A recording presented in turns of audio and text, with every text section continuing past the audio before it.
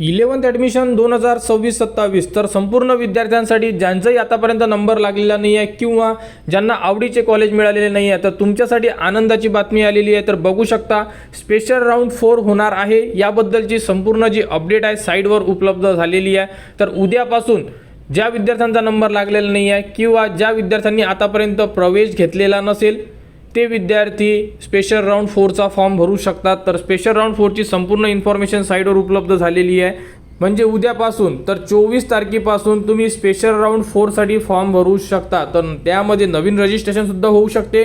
Part 2 ज्यामध्ये तुम्हाला colleges add करायचे आहेत ते सुद्धा तुम्ही कॉलेजेस ॲड करू शकता। तर उद्या दुपारी 3 वाजता तुमचं फॉर्म सुरू होणार आहे आणि 26 तारखेपर्यंत तुम्ही यामध्ये फॉर्म भरू शकता।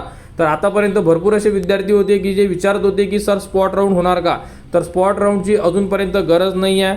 त्या अगोदर तुम्हाला स्पेशल राऊंड 4मध्ये एक नवीन संधी देण्यात आलेली आहे। तर बघू शकता नवीन विद्यार्थी यामध्ये फॉर्म भरू शकतात, त्यानंतर कॉलेजेस ॲड करू शकता 24 ते 26 या टाईम पिरियडमध्ये। आणि त्यानंतर बघू शकता जो वाटप आहे, वाटपचा अर्थ होतो की तुम्हाला कॉलेजेस कधी मिळणार, तर 28 तारखेला तुम्हाला कॉलेजेस मिळणार आहे ज्या विद्यार्थ्यांनी फॉर्म भरलेले आहे। आणि तुम्ही जर इलिजिबल असाल तर यामध्ये तुम्हाला अशा प्रकारे संपूर्ण माहिती देण्यात आलेली आहे। तर ज्याही विद्यार्थी असेल आतापर्यंत ज्यांचा नंबर लागलेला नाही आहे किंवा 3 फेऱ्यांमध्ये जे विशेष फेरी झालेले आहेत 3 किंवा रेग्युलर फेरी, यामध्ये जर तुम्हाला आवडीचे कॉलेज मिळाले नसेल तर तुम्ही स्पेशल राऊंड 4 म्हणजे SP4 हा फॉर्म भरू शकता। उद्याला फॉर्म 3 वाजता सुरू होणार आहे। तुम्ही फॉर्म कसा भरायचा या संदर्भात तुम्हाला माहिती देण्यात येणार, त्याप्रकारे आपला फॉर्म भरा।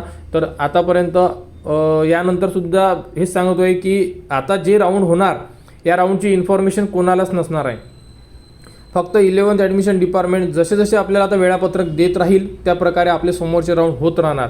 त्यामुळे जेवढ्या लवकर तुम्हाला तुमच्या आवडीचे कॉलेज मिळेल तेवढ्या लवकर आवडीचे कॉलेज निवडा आणि आपला प्रवेश निश्चित करा, कारण कोणत्याही वेळी हे जे राऊंड सुरू आहे हे बंद केले जाऊ शकतात। संपूर्ण राऊंड सुरू आहे ते म्हणजे ज्या जागा आहे म्हणजे व्हॅकन्सी असणार आहे रिक्त त्यानुसार हे फॉर्म आहे सुरू आहे आणि राऊंड सुरू आहेत, परंतु हे कोणत्याही वेळी बंद केले जाऊ शकतात। त्यामुळे आपला प्रवेश लवकरात लवकर निश्चित करून घेणे हे संपूर्ण विद्यार्थ्यांसाठी आता गरजेचं झालेलं आहे, कारण की पुढील राऊंड असेल की नसेल हे तुम्हाला कोणीच सांगू शकत नाही। त्यामुळे आपला प्रवेश निश्चित करा आणि 11th ॲडमिशनमध्ये कोणाला काही अडचण असेल तुम्ही कमेंट्स करू शकता, कमेंट्सवर तुम्हाला संपूर्ण माहिती दिली जाणार। तर 11th ॲडमिशन 2026-27च्या अपडेट्ससाठी आपल्या चॅनलच्या कनेक्टमध्ये राहा, चॅनलला सबस्क्राईब करा व हा व्हिडिओ इतरांपर्यंत शेअर करा।